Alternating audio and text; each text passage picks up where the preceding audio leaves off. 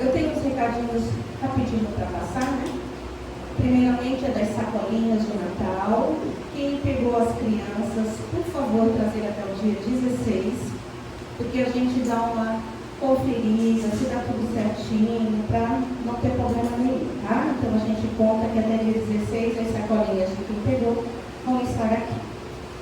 Outro recado é que no dia 23 de dezembro agora e dia 30 haverá trabalhos normais na casa, tá? A casa não fecha. Então, quem estiver em Cubatão, pode vir na casa que nós vamos estar trabalhando, certo? E o outro recado, por favor, é desligar seus celulares ou colocar no modo vibrar para não atrapalhar a palestra, né, e a oração. Bom? Tem alguém a primeira vez na casa? Não? Então vamos fechar, tá bem? Seja bem-vinda, tá? Então vamos fechar os nossos olhos, acalmando os nossos corações, entrando em sintonia com a espiritualidade dessa casa. Tudo que for do nosso merecimento, a gente já está recebendo, já estamos sendo auxiliados em todas as correntes do caminho da luz e por nosso Jesus, nosso Mestre, né? Agradecemos novamente por estarmos aqui, agradecemos a Mãe Santíssima e coração do Pai Nosso. Vamos abrir os trabalhos da noite de hoje. Pai nosso, que estás nos céus, santificado seja o vosso santo nome. Venha a nós o vosso reino, seja feita a vossa vontade, assim na terra como nos céus. O pão nosso de cada dia nos dai hoje, Senhor.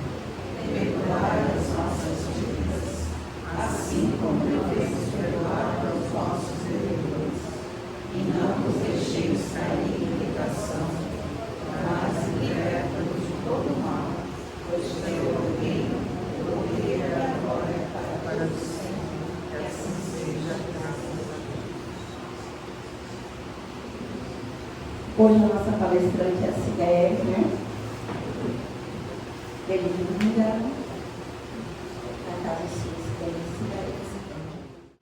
Boa noite a todos. Boa noite. Tá me ouvindo bem aí, Gerson? É uma alegria estar de volta aqui nessa casa. Falar do Evangelho é sempre uma alegria.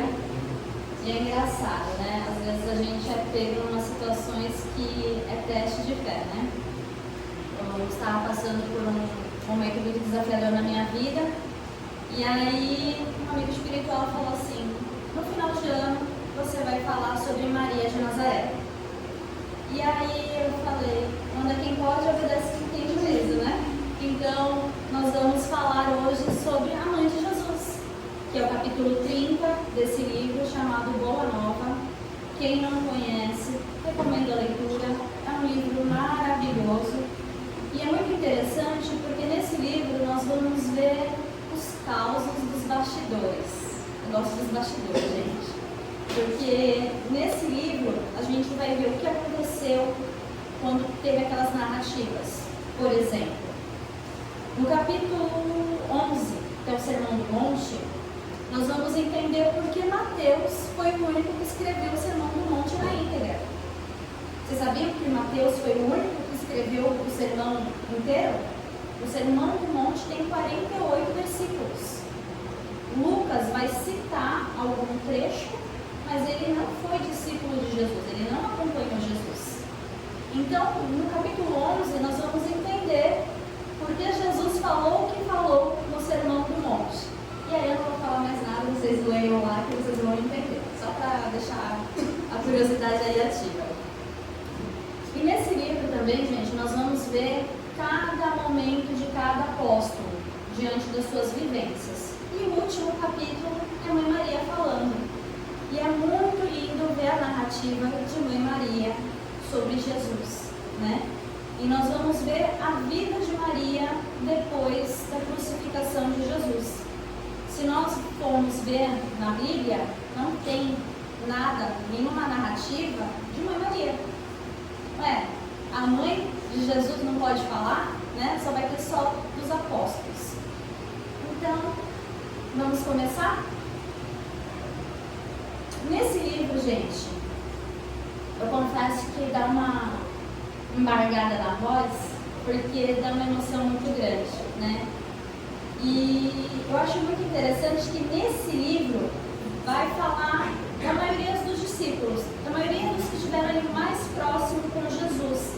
Mas não tem a fala de José, que foi o pai de Jesus.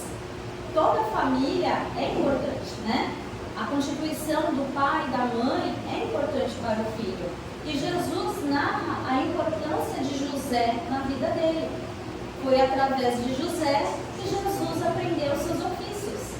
Jesus era carpinteiro também. E ele aprendeu isso com o seu pai José. Tanto é que quando teve um momento em que Maria pergunta: como é que eu vou te ensinar? Onde eu vou te colocar para aprender? Ele fala assim: eu vou ficar aqui na oficina com meu pai. Então é muito interessante ver a importância que José teve para Jesus. Então não vou dar mais spoiler do livro, vou direto no capítulo que nós vamos ver hoje, né? Nós vamos falar sobre a mulher que trouxe a luz ao mundo, que trouxe Jesus. Pode passar. Então vamos lá. O que é o Evangelho? É a boa nova, as boas notícias.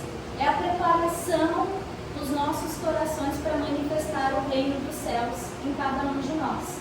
Que foi o trabalho que Jesus veio fazer aqui na Terra, né? Ele veio trazer esse conhecimento para que possamos manifestar o reino dos céus em nossos corações, para que juntos possamos fazer o reino dos céus aqui na Terra. E esse capítulo, gente, quando eu comecei a fazer a leitura, às vezes a gente lê e não consegue visualizar o que está acontecendo em nossa volta. Então eu trouxe figuras para a gente se ambientar no que Maria viveu. E nesse livro, gente, começa assim: Maria aos pés do madeiro. Está cortando o vídeo? Você segue um pouquinho? Não? Posso ficar aqui nesse cantinho? Nesse livro, nesse capítulo, gente, começa com Maria ajoelhada aos pés da cruz. E aí eu vou ler alguns trechos eu vou resumir, mas eu gostaria que vocês se atentassem às imagens, tá bom? Então começa assim: junto da cruz, o vulto agoniado de Maria produzia dolorosa e indelével impressão. Com um pensamento ansioso e torturado, olhos fixos no madeiro das perfídias humanas, a ternura materna regredia ao passado em amarguradas recordações. Ali estava, na hora extrema, o filho bem-amado. Maria deixava-se ir na corrente infinita das lembranças. Eram circunstâncias maravilhosas em que o nascimento de Jesus lhe fora anunciado. A amizade de Isabel, as profecias do velho Simeão, reconhecendo que a assistência de Deus se tornara incontestável nos menores detalhes da sua vida. Maria estava diante do seu filho crucificado, com a coroa de espinho. De um lado havia a pessoa chorando a injustiça que Jesus estava sofrendo, e em volta a pessoa xingando e zombando de Jesus. De repente, aquela mãe que ama tanto aquele filho começa a lembrar tudo que ela viveu com Jesus. O momento da gravidez em que João Batista, que está na barriga de Isabel, sua prima, dá um chute na barriga e ela fala: esse é o nosso Salvador. E ela lembra dos momentos em que Jesus, pequeno, com 7, 8 anos, está com João Batista conversando sobre as verdades de Deus, os ensinamentos de Deus. E ela, com Isabel, fala: como é que a gente vai educar esses meninos, que eles falam coisas que nós ainda não sabemos? E ela, naquele momento de rememorando, ela tem a certeza que Deus estava com ela em todos os detalhes, cuidando de tudo a todo instante. Nós, nos nossos momentos dolorosos, será que nós temos essa certeza de que Deus está cuidando de nós a todo instante? Maria tinha essa certeza. Nesse momento que Maria está ali, tentando entender por que aquele ser tão foi tão perseguida por falar de amor, ela começa a se questionar: o que fizera Jesus por merecer tão amargas penas? Não ouvira crescer de sentimentos imaculados sob o calor do seu coração? Desde os mais tenros anos, quando conduzia a fonte tradicional de Nazaré, observava o carinho fraterno que dispensava todas as criaturas. Ela lembrou que ia para a estrada para pregar os viajantes. Uma vez Jesus trouxe para casa 2 malfeitores. E ela questiona: Jesus, por que você trouxe eles aqui? Porque eles também são filhos de Deus, mãe. Eles precisam de abrigo e de carinho. E Maria, nessas lembranças, começa a chorar, começa a se questionar. E de repente, ela fala assim: que profundos desígnios haviam conduzido seu filho adorado à cruz do suplício? E uma voz amiga vai ao seu lado e diz, dizendo que as determinações insondáveis e justas de Deus que precisam ser aceitas para a redenção divina das criaturas. Seu coração rebentava em tempestades de lágrimas irreprimíveis no santuário da consciência. E nesse instante, ela disse assim: que se faça a vontade do Senhor na sua escrava. Ela, diante do seu sofrimento, ela entendeu que ela era uma serva de Deus e o que o Deus estava determinando em sua vida, ela aceitava de bom grado. Será que a gente já faz isso? Nesse momento que ela está ali, sabendo que Deus é bom o tempo inteiro, independente do que está acontecendo, ela escuta as pessoas xingando, se desfazendo de Jesus, e se aproxima João Evangelista. Todos os apóstolos, os discípulos de Jesus, no momento da crucificação, se afastaram. Nenhum deles, a não ser João Evangelista, ficou. Nesse momento que Maria está ajoelhada, chorando, e outras pessoas estão afastadas dela, porque ninguém pode consolar Maria, João Evangelista chega ao lado de Maria, põe as mãos no ombro dela, e ela começa a olhar para Jesus. E nesse momento os dois estão olhando para Jesus, e Jesus abaixa seu olhar para eles, e ela fala assim: meu filho, meu amado filho. Jesus olha para eles com a serenidade e melancolia no seu olhar. O Cristo pareceu meditar no auge de suas dores, mas como se quisesse demonstrar no instante derradeiro a grandeza de sua coragem e sua perfeita comunhão com Deus, replicou com significativo movimento de olhos vigilantes. Jesus olha para Maria e fala assim: mãe, eis aí teu filho, dizendo que João Evangelista era filho dela também.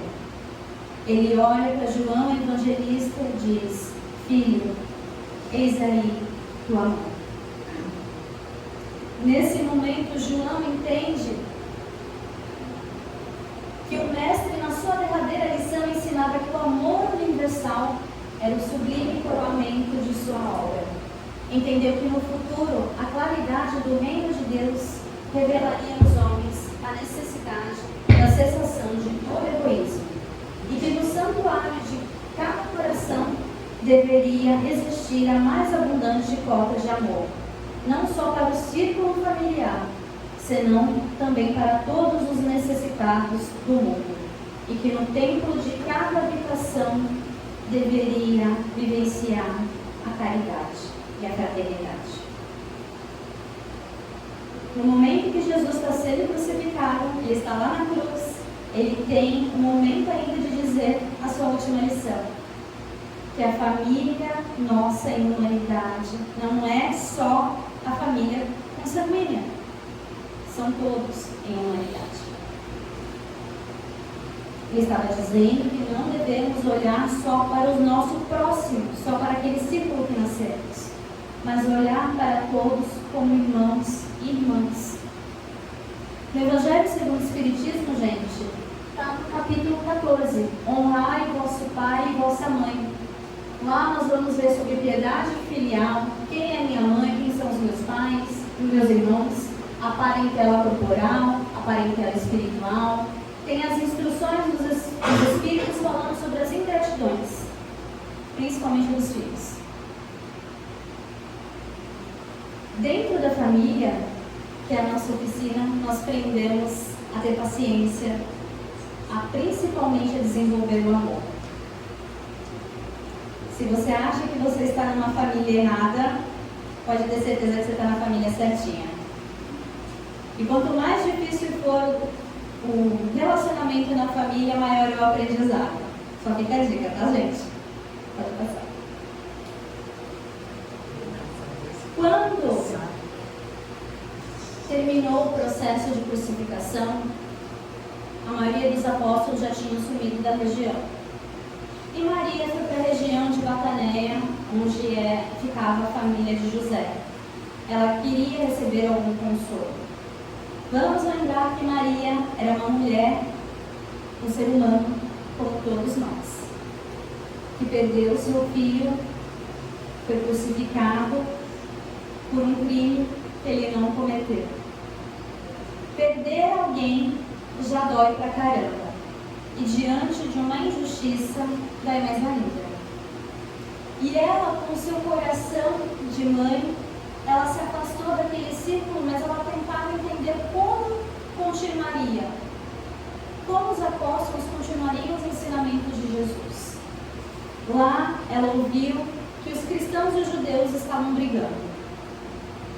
Ela ouviu que alguns estavam se sentindo mais nos direitos dos ensinamentos de Jesus do que os outros. Por exemplo, eu convivi mais com Jesus, eu sei mais de Jesus, para o ser humano com as suas particularidades. E depois de algum momento, João Evangelista, ele fica com o seu coração martelando aqueles ensinamentos que Jesus falou no final, que Maria era a mãe dele também. E ele foi buscar a mãe. Ele foi até a Bataneia e falou: mãe, fui na região de Éfeso e lá achei uma casa em que eu gostaria que a senhora fosse morar comigo. Lá é um lugar onde há pessoas com o coração aberto para os ensinamentos de Jesus. Maria fica empolgada com aquela notícia e fala: vou. E ela foi com ele. Chegando lá, era essa casa e ainda existe, gente. Logo que Maria chegou na região, todos ficaram encantados. Todos aqueles que tinham Jesus já como mestre, que já tinham ouvido falar de Jesus, falou: se é a mãe de Jesus, eu vou lá também. João pregava durante o dia na cidade e Maria recebia todos os necessitados em sua casa. Todos aqueles que queriam um colo de mãe iam até Maria, porque ela era a mãe de Jesus. E essa casa, gente, existe hoje, fica na região da Turquia, de Éfeso. É um santuário católico e muçulmano. Olha só que interessante. Ah, não é só cristão? Não, porque Maria acolhia todos. Ela não fazia distinção. E aí, nesse momento, a casa de Maria vira a casa da Mãe Santíssima. E vira a casa da Mãe Santíssima porque um leproso, depois de ter sido curado por Maria, fala assim: pode passar. Depois dele ter sido aliviado por suas dores, né, do corpo e da alma, ele fala assim para ela: Senhora, sois a mão do nosso Mestre Jesus e nossa Mãe Santíssima. E de repente, todos aqueles que ouviram, repetiram e virou tradição, a casa da Mãe Santíssima. A tradição criou raízes em todos os espíritos. Quem não lhe devia o favor de uma palavra maternal nos momentos mais duros? E João consolidava o conceito, acentuando que o mundo lhe seria eternamente grato, pois fora pela sua grandeza espiritual que o emissário de Deus pudera penetrar a atmosfera escura e pestilenta do mundo, para balsamizar os sofrimentos da criatura. Na sua humildade sincera, Maria se esquivava das homenagens afetuosas dos discípulos de Jesus, mas aquela confiança filial com que lhe reclamavam a presença era para sua alma um brando e delicioso tesouro do coração. Maria se sentia envergonhada de receber aquele título de Mãe Santíssima, mas trazia um conforto porque ela não tinha mais o seu filho fisicamente, mas tinha todos aqueles filhos ali para ela cuidar também. Diariamente Maria acorria, iam muitos desamparados suplicando a sua assistência espiritual. Eram velhos trôpegos e desenganados do mundo, que lhe vinham ouvir as palavras confortadoras e afetuosas. Enfermos que invocavam a sua proteção. Mães infortunadas que perdiam a sua bênção de seu carinho. Uns diziam: minha mãe, dizia um dos mais aflitos, como poderei vencer as minhas dificuldades? Sinto-me abandonado na estrada escura da vida. Quem nunca se sentiu assim? Quem de nós já não se sentiu perdido? E ela dizia assim, com seu olhar amoroso: isso também passa. Só o reino de Deus é bastante forte para nunca passar de nossas almas como eterna realização da voz celestial. Seus conceitos abrandavam a dor dos mais desesperados, desanuviavam o pensamento obscuro dos mais acabrunhados. Isso também passa, vocês já ouviram de algum lugar? Chico, nos seus momentos mais difíceis, né?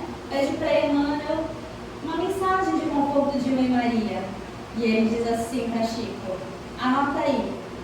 E Chico anotou: isso também passa. Nada é eterno em nossas vidas. Nessa vida passageira aqui na Terra, tudo passa. Se passava para Chico, para a gente também não vai passar, gente?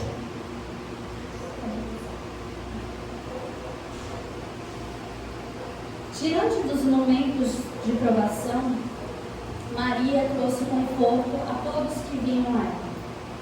Ela sempre oferecia seu colo maternal. Ela fez exatamente aquilo que Jesus deixou para ela de final. Mãe, eis aí teus filhos. E ela cuidou dos filhos em humanidade que iam até ela. Depois de algum tempo, veio algumas notícias de que um período de dolorosas perseguições haviam aberto para todos os que fossem fiéis à doutrina de Jesus divino. Alguns cristãos banidos de Roma traziam a Éfeso as tristes informações. Em obediência aos éditos mais injustos, escravizavam-se os seguidores de Jesus. Famílias inteiras eram presas. Muitos foram dados para diversão nos circos romanos.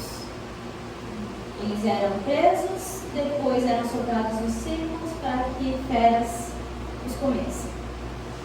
Alguns viraram tochas vivas. Por que eu estou falando esses detalhes? Porque nós não podemos esquecer a história da nossa humanidade, para que os erros do passado não se repitam no nosso presente, nem no nosso futuro. Está passado, mas não estão passado assim. Porque costumes são difíceis, vícios de comportamento são difíceis de ser educados se nós não temos a boa vontade. E o Evangelho é justamente para isso, a educação do ser imortal. Ser imortal esse, nós, que é rebelde, que não aceita a contrariedade. Maria foi esse espírito preparado para trazer a luz do mundo, para que desse suporte, dizendo também que é possível todos nós educarmos esse ser que nós somos.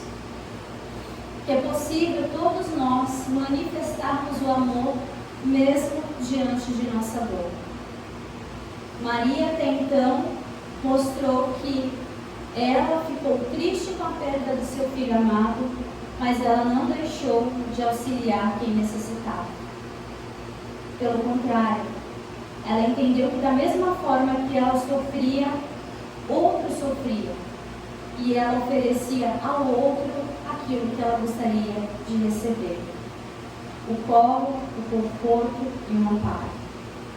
Era isso que ela fazia com todos, filhos e filhas, que iam até essa Mãe Santíssima. No crepúsculo estrelado, Maria estava com o coração dolorido de saber que, porque as pessoas amavam o seu Jesus, estavam sendo perseguidas. Então, ela entra em oração. E ela sente uma paz. Estava sozinha, mas ela sentia uma companhia ali ao lado dela. Ela sentia a presença divina ali. E de repente, elevada nas suas meditações, Maria viu aproximar-se um vulto de um pedinte. Minha mãe, exclamou o recém-chegado, como tantos outros que recorriam ao seu carinho. E esse pedinte diz assim para ela: venho fazer-te companhia e receber a tua bênção. Maria olha para aquele homem que está ali diante dela e ela convida a entrar na sua casa. E ela olha para ele e de repente ele começa a falar sobre coisas lindas. O peregrino falou do céu, confortando delicadamente. Comentou as bem-aventuranças divinas que aguardam a todos os devotados e sinceros filhos de Deus, dando a entender que lhe compreendia as mais ternas saudades do coração. Maria sentiu-se empolgada por tocante surpresa. Que bendito seria aquele que lhe acalmava as dores secretas da alma saudosa com bálsamos tão luxuosos. Nenhum lhe surgira até então para dar. Era sempre para pedir alguma coisa. No entanto, aquele viandante desconhecido lhe derramava no íntimo as mais santas consolações. Onde ouvira em outros tempos aquela voz meiga e carinhosa? Que emoções eram aquelas que lhe faziam pulsar o coração de tanta carícia? Foi quando o hóspede olha para ela e diz: minha mãe, vem aos meus braços. Ela olha para ele e vê as marcas dos cravos na mão. Ela não acredita naquilo que ela está vendo e de repente ela olha para os pés dele e também enxerga os cravos dos espinhos na mão. Ela toca o abdômen dele e ela sente a marca da lança. E de repente ele olha para ela e diz assim: sim, minha mãe, sou eu. Venho buscar-te, pois meu Pai quer que sejas no meu reino a rainha dos anjos. Maria cambaleou, tomada de inexprimível ventura. Queria dizer da sua felicidade, manifestar seu agradecimento a Deus. Mas o corpo, como que se lhe paralisara, enquanto nos seus ouvidos chegavam os ecos suaves da saudação do anjo, qual se entoassem 1000 vozes carinhosas por entre as harmonias do céu. Naquele instante, Maria deita e começa o seu processo de desencarne. Quando ela acorda já no plano espiritual, na sua casa, ela percebe que Jesus não está mais ali, mas ela tinha certeza que ele estaria esperando ela no céu. De repente tem uma grande caravana para levar Maria. E Maria começa a lembrar dos momentos em que viveu com Jesus. E aí a caravana vai seguindo os lugares em que Maria vai se lembrando onde esteve com Jesus. Passou pelo lago Gerizaré, passou diante dos montes. E aí de repente ela lembra daqueles filhos que estão presos por amor a Jesus. E de repente aquela comitiva que estava sendo preparada para ir aos céus direciona pelo comando do pensamento de Maria. E de repente eles adentram aquela cidade em que há escravos levando seus donos, seus senhores nas liteiras. vê mármores, vê a grandiosidade e de repente adentra uma prisão escura, fria, onde há centenas de pessoas. Ela olha para aquelas pessoas tristes, eram homens, mulheres, idosos, crianças. Todos ali estavam porque amavam Jesus. Ela sentiu-se mãe daquela assembleia de torturados pela injustiça do mundo. Espalhou a claridade misericordiosa de seu espírito entre aquelas fisionomias pálidas e tristes. Eram anciãs que confiavam no Cristo, mulheres que por ele haviam desprezado o conforto do lar, jovens que depuram no Evangelho do Reino toda a sua esperança. Maria aliviou-lhes o coração e antes de partir sinceramente desejou deixar-lhes nos espíritos abatidos uma lembrança perene. Que possuías para lhe dar? Ela pensou em orar e pedir a Deus para que libertasse todos aqueles que estavam ali. Mas ela lembrou que Jesus disse que com ele o jugo era suave e o fardo leve. Então ela percebeu que não tinha o direito de pedir isso. Mas ela quis, como mãe, abraçar a todos que estavam ali. Então ela abraçou. E antes de partir, ela olha para uma jovem e se aproxima dessa jovem, dizendo assim: canta, minha filha, tenhamos bom ânimo, convertamos as nossas dores da terra em alegrias para o céu. A triste prisioneira nunca saberia compreender o porquê da emotividade que lhe fez vibrar subitamente o coração. Ignorando a razão de sua alegria, cantou um hino de profundo e enternecido amor a Jesus, em que traduzia sua gratidão pelas dores que lhe eram enviadas, transformando todas as suas amarguras em consoladoras rimas de júbilo e esperança. Daí em instantes, seu canto melodioso era acompanhado pelas centenas de vozes que choravam no cárcere. E Mãe Maria subia aos céus para se encontrar com Jesus. Nós temos a história aqui de uma mulher que foi devotada ao amor. Ela foi o amor, principalmente nos momentos mais obscuros. Mas obscuros por que se deve? Porque nos nossos sofrimentos nós estamos lidando com a escuridão. E quem já perdeu uma pessoa muito amada sabe do que eu estou falando. É um buraco que abre no peito. A gente fica sem chão. A gente fica desnorteado. Mas ela era convicta na sua crença. Principalmente no que Jesus diz. Que a gente deveria amar a Deus sobre todas as coisas e ao próximo como a si mesmo. Principalmente no momento desafiador é que nós damos testemunhos do que aquilo que acreditamos. Maria foi esse exemplo vivo. Gente, quanto tempo é? 40 minutos? 50? Tempo de palestra?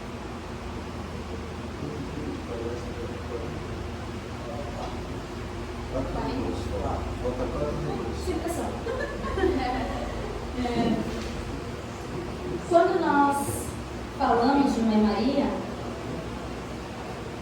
uma marca é registrada dela: o colo, o conforto, para todos. Com certeza, no final de ano, nosso coração fica mais aquebrantado, mais receptivo. Que possamos nesse final de ano lembrar de Jesus, mas lembrar também da família que foi o suporte para Jesus ser manifestado aqui na terra. Porque foi através dessa mulher que Jesus chegou ao mundo.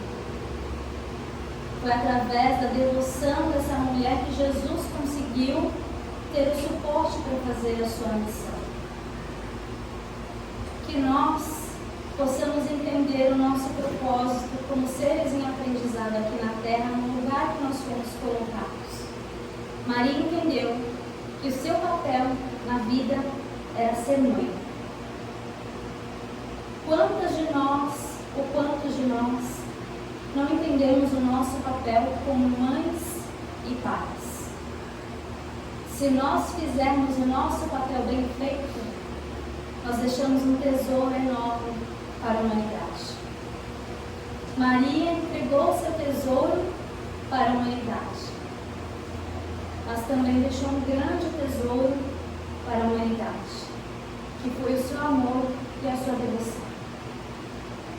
Que possamos, na nossa simplicidade, entregar mais de nós, com a simplicidade, mas plenos de amor, fazendo ao outro o que gostaríamos que fizesse para nós mesmos. Que sejamos o amor por onde for, porque este amor é o nosso verdadeiro tesouro.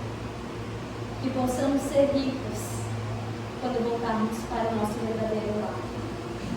Que sejamos luz por onde for. Jesus disse: vem. Que possamos estar juntos com Jesus. E se a gente se achar pequeno ou impossível de alcançar, que possamos lembrar da devoção dessa mulher que se fez tão pequena, mas tão grande na sua dedicação e devoção. Porque um colo, uma palavra amiga, um abraço, transforma as vidas e pode curar também. Que possamos ser essa contribuição em nossas vidas e nas vidas que estiverem à nossa frente. Porque mãe, eis aí por filho. Filho, eis aí por mãe. Obrigada, gente. Boa noite.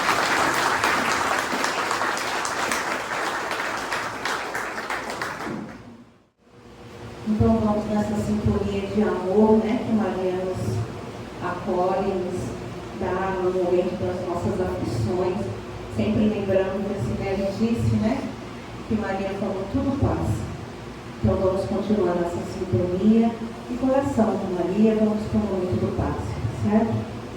Ave Maria, cheia de graças, Senhor é convosco, bendita sois vós